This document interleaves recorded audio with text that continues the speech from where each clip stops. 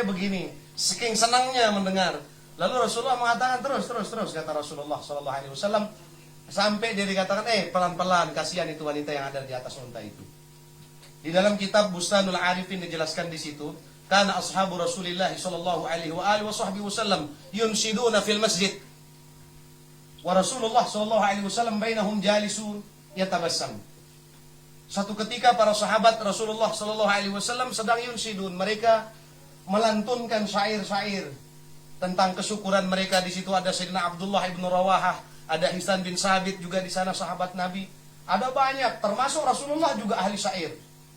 Ya, Sayyidina Ali bin Abi Thalib juga ahli syair. Di antara syair beliau yang sangat terkenal itu, Anan Nabiyyu la kadzib, Ana ibnu Abdul Muttalib. Di antara syairnya Sayyidina Ali bin Abi Thalib juga yang terkenal itu, Ana alladzi sammatni ummi Haidarah akilukum bisayfi kaila sandarah.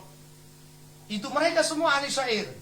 Lalu min ayyi jihatin naqul anna sya'ra wan nasyid min umuril mubtadi'ah. Ada enggak jalan kita untuk mengatakan bahwa nasyid-nasyid itu adalah perkara yang bid'ah? Biasanya dagang pentol itu biasa pentol gitu kan. Enggak mungkin dia bilang SSS gitu. Kenapa? Karena dia jual pentol. Yang sering bilang, "Oh, ente bid'ah, ente syirik, ente dhalalah, ente neraka." Ya, terima aja, mereka lagi sedekah sama kita. Sahabat Nabi sallallahu alaihi wasallam yunsidun fil masjid. Mereka bernasyid kayak kita tadi itu. Kita baca tadi qamarun, kita baca tala'al badru alaina. Kita baca semua. Ya. Di antara syair itu laulaka mahtadaina. Di antara penggalan daripada hasyu, daripada setengah bait itu namanya hasyu. Ya. Lalu kemudian syater gitu. Kemudian setengah dari syater itu namanya hasyu di dalam ilmu arab. Lalu Rasulullah SAW duduk di situ di antara sahabat-sahabat beliau. Beliau duduk, ya tabassam, beliau senyum.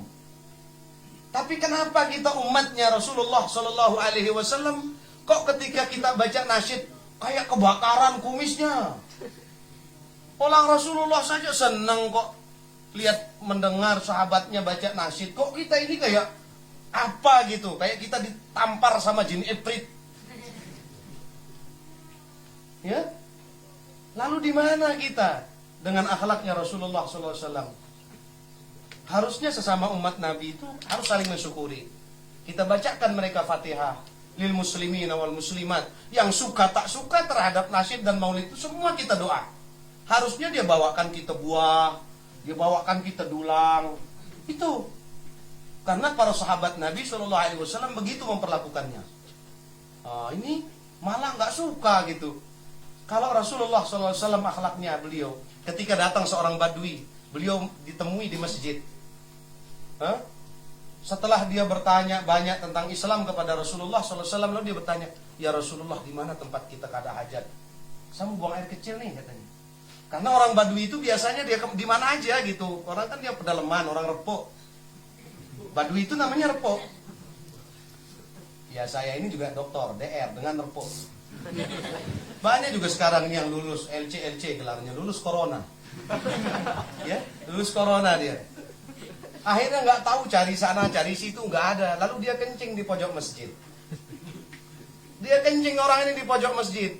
Sahabat-sahabat udah wah ini nggak bisa dibiarin ini. Tapi apa kata Rasulullah SAW? Biarin. Gitu-gitu juga umatku, kata Nabi. Tidak perlu kau marah, cukup kau siram saja itu dengan air. Maka air itu disesap oleh pasir bersama dengan kencingnya. Silakan kau sujud di atasnya, kata Nabi.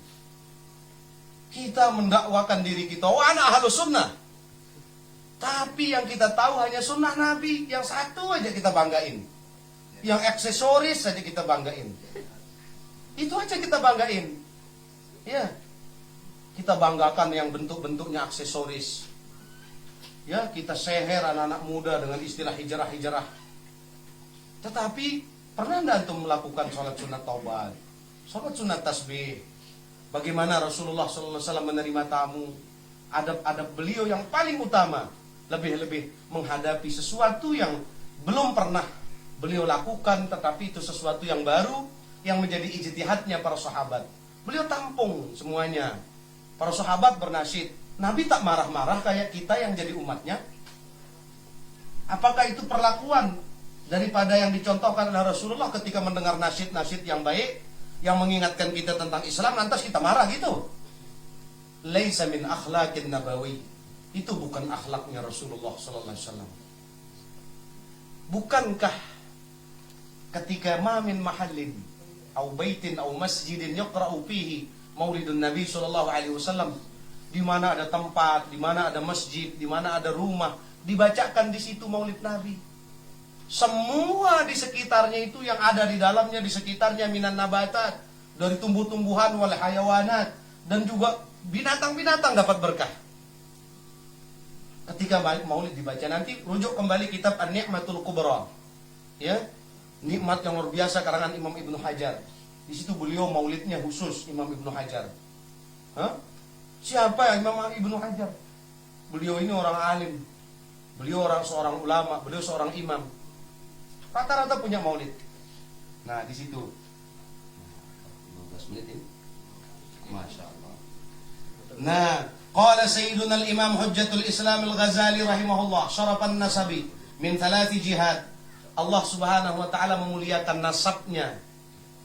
Nasabnya Rasulullah sallallahu alaihi wasallam itu dari 3 sisi. Ahaduha al-intima ay an-intisab ila syajarati Rasulillah sallallahu alaihi wasallam. Mereka langsung nisbah nasabnya kepada Rasulullah sallallahu alaihi wasallam.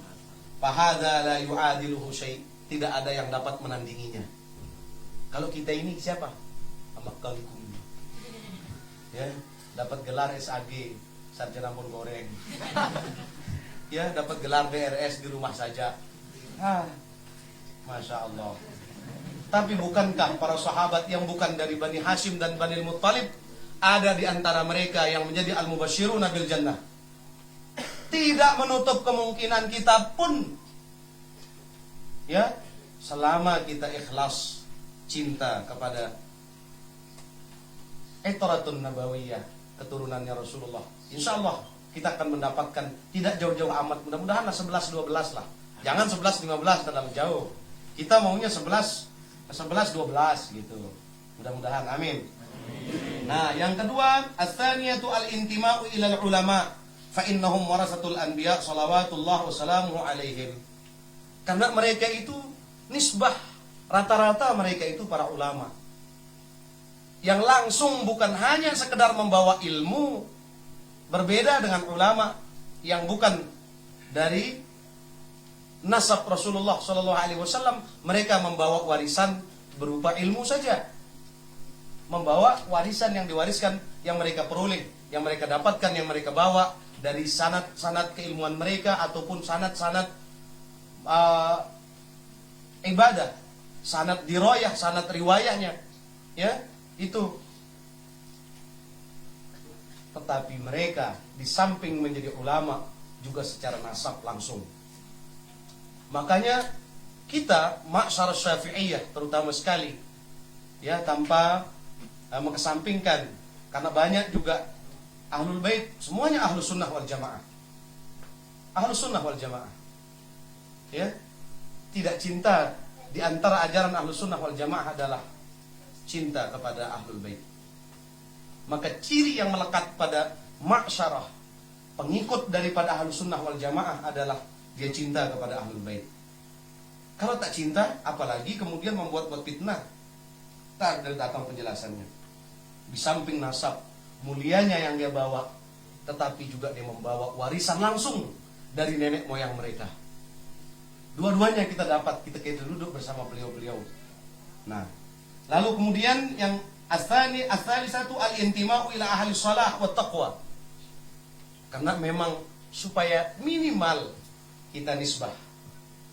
Karena Nahdlatul Watan, Nahdlatul Ulama, semuanya berangkat dari hal tersebut. Itu apa? Ahli shalah wa ahli taqwa.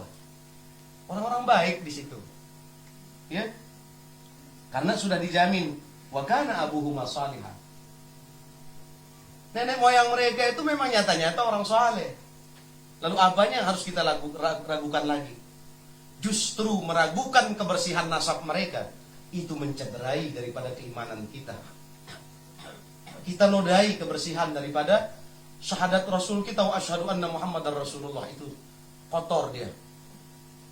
Nah, lalu kemudian waqalu su'ila Ibnu Hajar, hal afdal asy-syariful jahil awil alim gairus syarif? Mana yang lebih afdal? Ya, Ibnu Hajar ditanya, mana afdal, syarif atau habib? Wabil akhas, menurut satu riwayat yang sampai kepada tiang dari para masyaikh, syarif itu min nasabi Sayyidina Al-Hasan ibni Ali bin Abi Thalib radhiyallahu taala anhum. Sedangkan yang habib min nasli Sayyidina Al-Husain bin Ali bin Abi Thalib radhiyallahu taala anhum. Tetapi sesungguhnya ini ala makna wahid. Maknanya sama. Syarif karena mereka semua adalah mulia. Mau sayyid, mau syarif, mau habib sama. Bagi kita sama. Karena memang baik dari sononya. Apakah mereka yang bukan ulama? Hati-hati. Ya. Asy-syariful jahil bukan berarti dia tak tahu apa-apa. Tidak menutup kemungkinan dan sangat kita yakini perjumpaannya dengan Rasulullah SAW fil yaqzah atau fil manam, di dalam mereka sadar ataupun di dalam tidur, mereka langsung diajarkan oleh nenek moyang mereka. Nabi kita, Nabi besar Muhammad SAW. Apa yang mereka tak tahu? Tapi maksudnya mungkin lebih dekat. Akrab maknanya di sini adalah mereka tidak menjadi ulama. Mana yang lebih afdal? Tapi dia alim, tapi bukan dari kalangan ahlul bait. Fa'ajaba bi anna syarif afdal wa in kana jahil. Meskipun bukan ulama, mereka lebih mulia daripada ulama yang bukan ahlul bait. Artinya la yu'adiluhu syai', itu tak tertandingi. Ya. Li'anna syarafahu li dzatihi la yunza'u minhu bil junun. Karena Allah memuliakan mereka karena diri mereka. Hatta pun mereka gila sekalipun, itu tidak dicabut kemuliaan itu oleh Allah. Wa ammal alimu idza junna fala yusabu bil ilmi, bil alimi ay bil ilmi. Kalau orang berilmu ketika dia gila tak lagi disebut dia alim, tapi berubah dia, ya. Namanya orang gila. Bukan lagi namanya alim. Kalau mereka meskipun seumpama, nauzubillah, mereka ada yang kelihatan tak waras menurut zahir pandangan kita, kemuliaan itu tidak dicabut oleh Allah. La yunza'u minhum bil junun, tak dicabut keberkahan itu oleh Allah meskipun sebab mereka kurang waras. Ini mesti kita pahami nih, saudara-saudara sekalian. Nah, cukup mungkin di sana saya mau sampaikan. Lalu kemudian yang kedua, masalah kita bertabarruk. Ya, kita bertabarruk. Kita mencari berkah, atau bahasa Jawanya mungkin ngalap berkah. Ya. Kita bertabarruk, meminta berkah. Ya. Di dalam salah satu hadis Nabi SAW, beliau menyatakan al-barakatu ma'a akabirikum.